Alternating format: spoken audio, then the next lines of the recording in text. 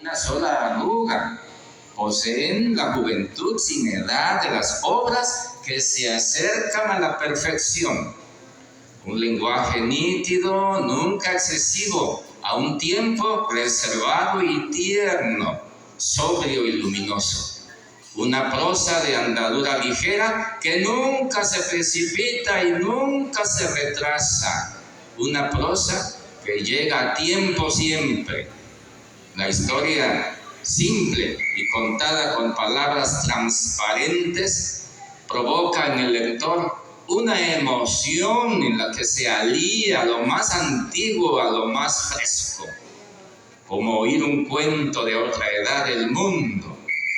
Pocas veces la prosa de nuestra lengua ha logrado tal fluidez de agua corriente. Termina cita. Intentar mejorar esa crítica literaria sería temerario, máxime si no se posee el talento y acervo suficientes para lograrlo, por lo que solo me concretaré en bosquejar, grosso modo, el contexto en que la obra fue escrita, agosto de 1937. La destinataria, lo digo de paso, fue la norteamericana Ruth Workin, pianista, una mujer que amó a Ennestrosa y viceversa. Si el amor fue auténtico, por los cuatro costados, claro. Ennestrosa ya era conocido y trataba como a iguales a gran parte de la intelectualidad nacional del momento. Su primer libro, Los hombres que dispersó la danza, de 1929, había recibido buena crítica, elogios, más de los extraños que de los propios. Es bueno enfatizarlo. Estos últimos, los oriundos del istmo de Tehuantepec, quienes lo acusaron de plagiar al espinaleño Wilfrido C. Cruz, unos, los más enterados, mientras que otros restaron importancia al libro y al autor, al considerar que no existía mucho mérito transcribir los mitos y leyendas zapotecas del istmo, que eran de todos conocidos, por lo que no era necesario aplaudir aquello que cualquiera pudo haber escrito o hecho. En su pueblo natal, San Francisco Ixhuatán, Ennestrosa era admirado, pero también combatido de igual manera. De la admiración y asombro primeros que suscitó, se pasó al rechazo, en parte porque el escritor, en una carta dirigida a Antonieta Rivas Mercado de junio de 1929, dijo ser de Juchitán. Así lo expresó, cita: ¿qué puede tener Aguascalientes de común con Juchitán, cuyo nombre invoco siempre con el mismo fervor, digamos, con que Cánovas invocaba Cuenca? Nada. Mi ciudad, mi pueblo natal, que ya visitaremos alguna vez, es bien distinta a esta en 100 aspectos, entre los que sobresale el idioma y la entonación con que se habla. Aquí el español, allá ya lo sabe usted, zapoteco. En Ixhuatán, la anterior declaración fue interpretada como traición. No fue entonces, sino más tarde, en que comenzaron a cobrarle caro a Ennestrosa lo que se consideró una afrenta terrible: negar su origen, su pueblo. El poeta tardó en reaccionar. Lo hizo en julio de 1954, en que escribió un texto en donde aclaraba ser de Ixhuatán y no de Juchitán. Apuntó, cito: nací en Ixhuatán, no en Juchitán, como hasta ahora he venido diciendo. Si me preguntaran por qué ocurrió así, tendría que responderles que lo hice porque Juchitán ha sido siempre muy conocido en México, desde los días de la Guerra de Independencia, en que sus hijos se afiliaron por la primera vez a la causa de la República y han permanecido en esas filas hasta nuestros días. Digo, pues, que con solo decir que había nacido en Juchitán evitaba toda otra explicación acerca de mi pueblo. El interlocutor quedaba enterado de que había nacido en el istmo de Tehuantepec, en una ciudad famosa por sus soldados, por su idioma, por su indumentaria femenina, por sus canciones y sus leyendas y sus mitos. Pero yo nací en Ixhuatán, un pueblecito del que en otro tiempo escribí que tenía rumor de un río en uno de sus costados. Termina cita. Esta explicación fue demasiado tarde o insuficiente para mitigar los resentimientos de sus paisanos a su persona. Una contemporánea suya, nonagenaria, cuando la entrevisté, ya finada, me resumió lo que, a su parecer, los de Ixhuatán pensaban y sentían respecto de Ennestrosa. Me dijo, cita, en un principio se quiso mucho a Andrés, porque nos hizo gente a todos, pero después se alejó. Ni un lápiz ni un cuaderno nos traía al pueblo. El acendrado orgullo de los ixhuatecos y del escritor, que lo tenía por partida doble como consecuencia de sus logros intelectuales, dio al traste cualquier posibilidad de reconciliación mientras él vivió. Una frase lapidaria escuché al día siguiente de su muerte, acaecida el 10 de enero de 2008. Cita, ¿qué ha dado Andrés a Ennestrosa a Ixhuatán? Esta frase, debo decirlo, se había convertido en moneda corriente para referirse a su persona. En días subsecuentes tuvo confirmación. El ayuntamiento hizo caso omiso al Congreso local, donde se propuso agregar el apellido Ennestrosa al nombre del municipio de San Francisco Ixhuatán. Así pues, los ixhuatecos e ixhuatecas, ocupados como estaban en sus afanes cotidianos, al sentir que el prodigio de escritor los ignoraba, optaron por desentenderse de él, excepto algunos de sus familiares y un pequeño círculo de admiradores, quienes nunca lo abandonaron y festinaban en el pueblo sus éxitos. Fundador y editor del periódico cultural juchiteco Neza, becario por 2 años en Estados Unidos, publicación de sus textos literarios en revistas y de sus artículos en periódicos, publicación de retrato de mi madre, etc. Estaba aún lejano su ingreso a la política nacional y su pertenencia a la Academia de la Lengua. A esta hora, 14 años después de su desaparición física y una vez se han sedimentado los rencores, el nombre de Ennestrosa comienza a ser pronunciado con orgullo y hasta con cierta reverencia. Al darse cuenta las nuevas generaciones de su enorme valía, cada vez que le sale al paso alguna de sus 3 canciones emblemáticas, la martiniana, la ixhuateca y la paulina, a las que impuso nuevas letras, las que, por la calidad poética de las mismas, suplantaron a las originales, no sin generar malestares en los zapotecas ismeños. Don Andrés Engaña, oí decir a varios paisanos y paisanas al referirse a los textos de Enhestruza, principalmente al retrato de mi madre, que al margen diré que la inmensa mayoría no ha leído, pero que de algún modo están enterados de su contenido. Esa expresión es producto, quizá, porque el pueblo es pequeño y todos nos conocemos. Esto es, sabemos de las buenas y malas famas de las familias.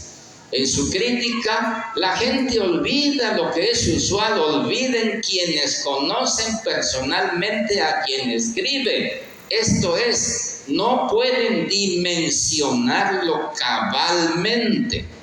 Ignoran que en el arte, en este caso poético, literario, es válido usar la imaginación, incluso la exageración o invención, con tal de lograr belleza o el fin estético que se persigue, sin importar el género literario.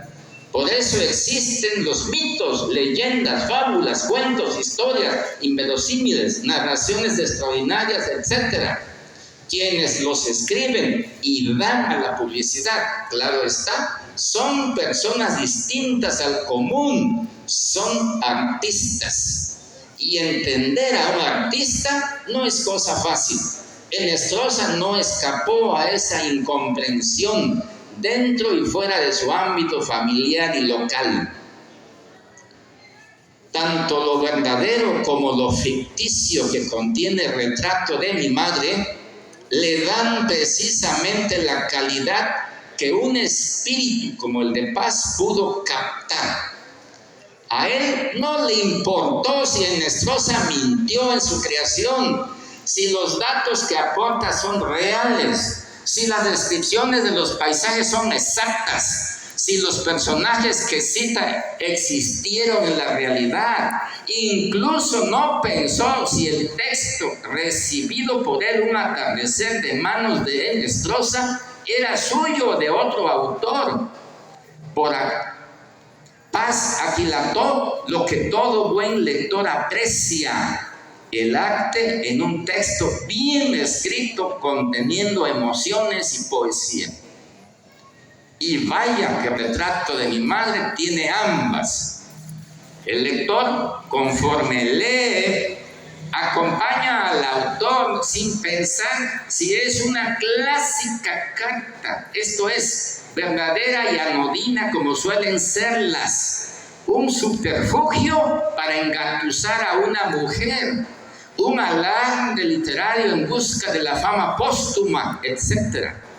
En cualquiera de los casos, satisface a quien lo lee y, como siempre sucede, solo aquel que tiene entrenamiento en lecturas lo disfruta más.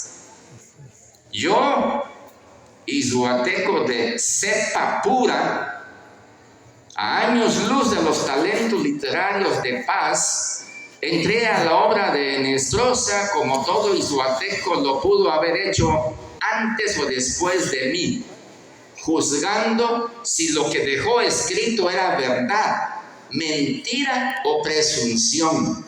Ítem, como incipiente escritor que era, me interesé muy pronto en la manera de contar la historia que a simple vista parece fácil de escribir, pero que, llegada la hora, se vuelve tarea peliaguda.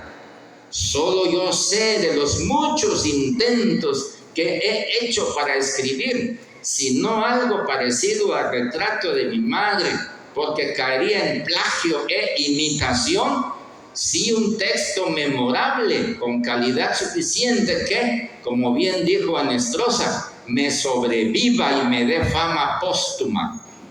El mismo Enhestruza, en julio de 1981, intentó completar la faena con otra carta, llamada Entonces vivía yo en Ixhuatán y me llamaba Andrés Morales, que mudaría finalmente a Carta a Cibeles.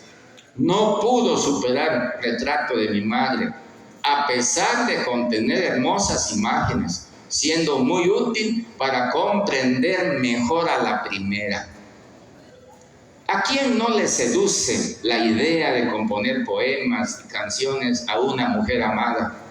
Un son al pueblo en que se nace, un poema épico al río, al mar amados. Obras que sean declamados, leídos o cantados en fiestas, celebraciones, fandangos, muchos años después de ya no existir uno, como le sigue ocurriendo a Henestrosa. Escribir un texto fabuloso como los cuentos Murciélago y Bigú de los hombres que dispersó la danza, que se lea en mañanas de escuelas, en las casas al caer la noche, en eventos solemnes donde el aire fresco y melancólico nunca falte. A mí sí, lo confieso, ahora ya sin pudor.